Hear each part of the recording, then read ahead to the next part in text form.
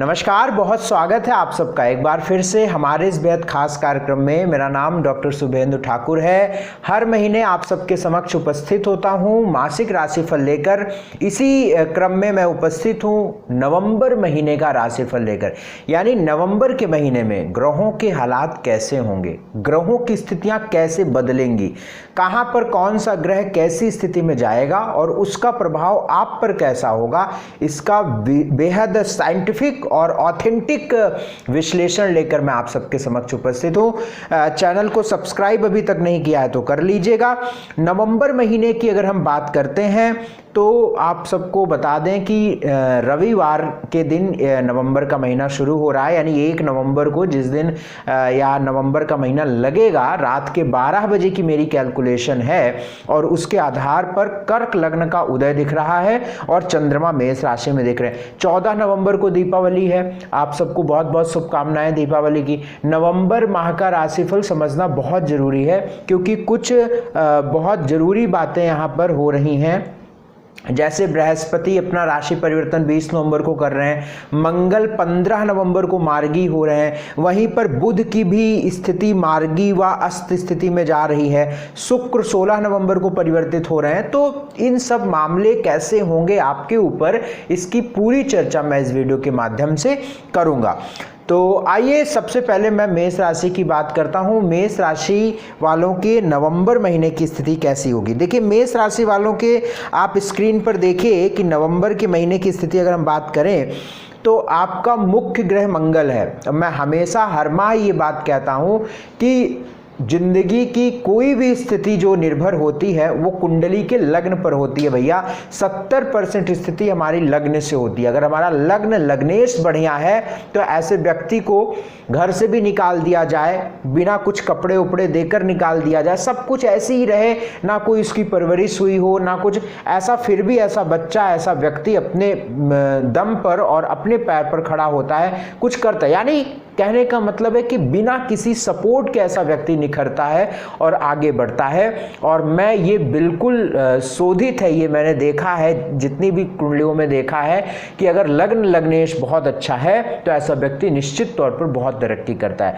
अगर नवंबर महीने की आपके लग्नेश की बात करें तो आप स्क्रीन पर देखिए कि मंगल आपका मुख्य ग्रह होता है, जिसको मैं लग्नेश कहता हूं, यानी और मंगल आपके 12वें भाव में बैठा हुआ है जहां पे 12 नंबर लिखा हुआ है।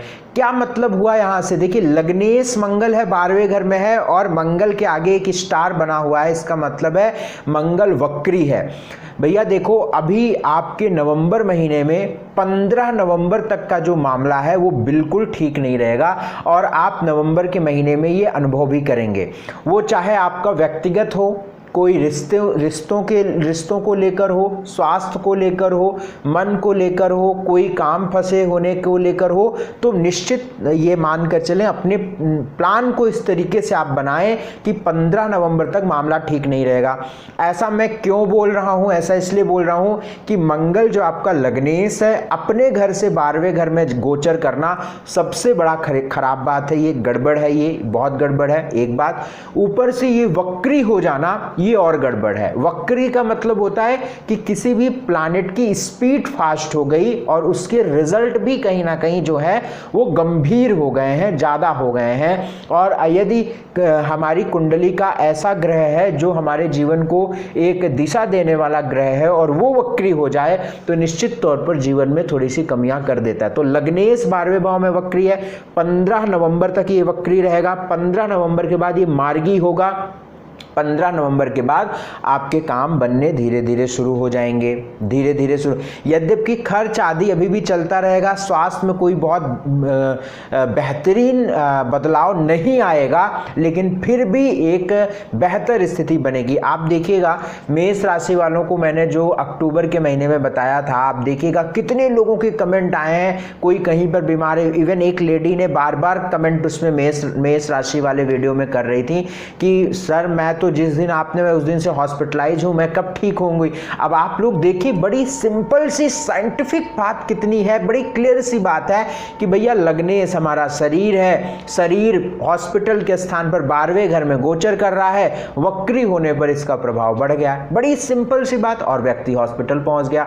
अब ऐसे लोगों को जो बिल्कुल निराश हो गए थे, जिनका मन व्यथित हो गया था, जो बिल्कुल समस्याओं में आ गए थे, काम बिल्कुल नहीं बन रहे थे, उन लोगों के काम 15 नवंबर के बाद धीरे धीरे बनना शुरू हो जाएंगे। एक बात, पहली बात।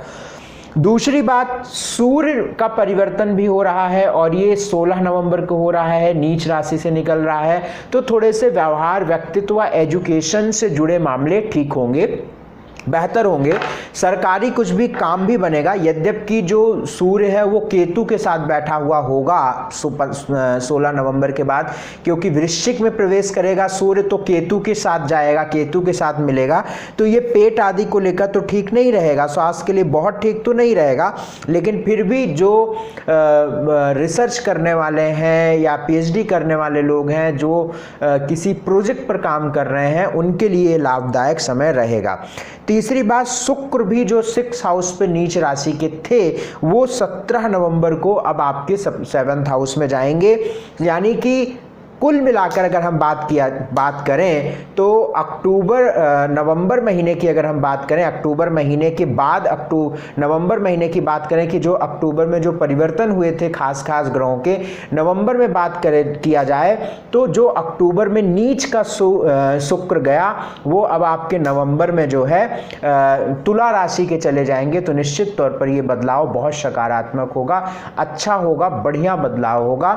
एक बात जो आपके वैवाहिक जीवन से जुड़े मामलों को ठीक करेगा। हेल्थ की बात करते हैं। हेल्थ की बात अगर हम करते हैं तो देखते हैं कि 17 नवंबर तक मंगल की पोजीशन ठीक नहीं है, क्योंकि 12th हाउस में मंगल ट्रांजिट कर रहा है, और 17 नवंबर के बाद यही मंगल मार्गी हो रहा है, क्योंकि 12th हाउस में तो रहेगा लेकिन ये वक्री से मार्गी हो जाएगा, तो कुछ सुधार की ओर आप आगे बढ़ेंगे। लेकिन इस बात को आप मानकर चलिएगा कि महीने के कम से कम 17 नवंबर तक मामला ठीक नहीं है मेष राशि वालों के लिए, इस बात का ध्यान में रखिएगा।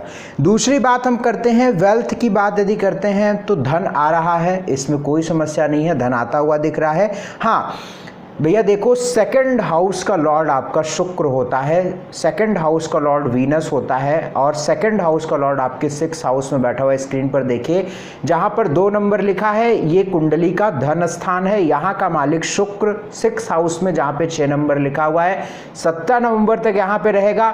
जब भी धन और लाभ का संबंध रोग ऋण शत्रु से बनता है तो वहां पर निवेश करने से बचना चाहिए।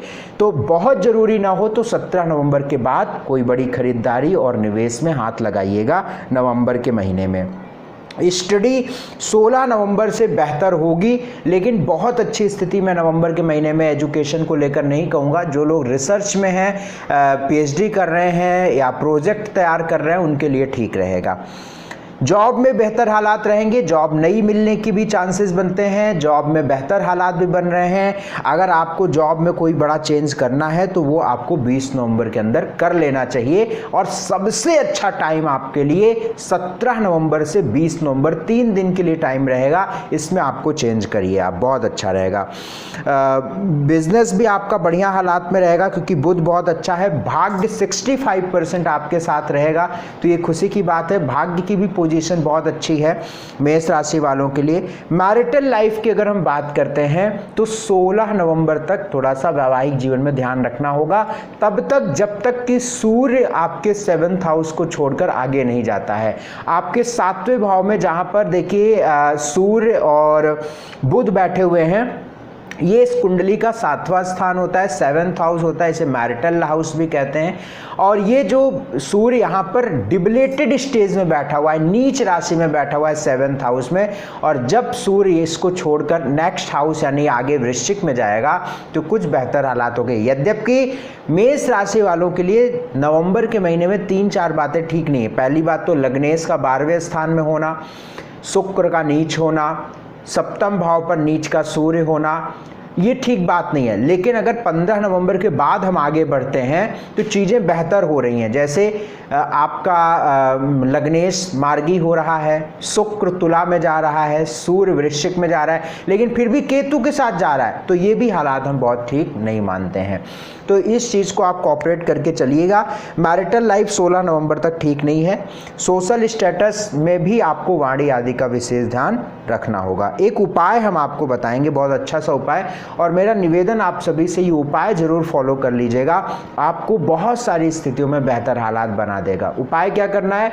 भगवान सूर्य को जल और गायत्री मंत्र का जाप रोजाना करें। आप भगवान हनुमान जी के समक्ष आप रोजाना एक लाल फूल अर्पित करके हनुमान चालीसा बजरंग बाण पाठ करके अपने आगे आप बढ़ें अपने काम की ओर। हल्दी का तिलक लगाते रहिएगा और सात्विक आहार लेते रहिएगा। ये उपाय आप करें। और किसी विशेष जानकारी के लिए आप हमसे व्यक्तिगत अपॉइंटमेंट लीजिए। कुंडली अवलोकन कराना चाहते हैं, शानदार, मुझसे समय लीजिए। 25 मिनट का टेलीफोनिक अपॉइंटमेंट के साथ आप बात कर पाएंगे। स्क्रीन पर हमारे आपके स्क्रीन पर देखिए नंबर चल रहे हैं, आप उन नंबरों को फॉलो करिए, कॉल लगाइए, व्हाट्सएप करिए और वहाँ पर फीस की जानकारी लेकर अपना स्लॉट फिक्स कराइए। ठीक है, जितना हो सके इस वीडियो को शेयर करिए, सब्सक्राइब करके रखिएगा। बहुत सारी जानकारियाँ आपको इस यूट्यूब चैनल पर मिलती रहेंगी। बहुत बहुत शुक्रिया, बहुत बहुत धन्यवाद, नमस्कार।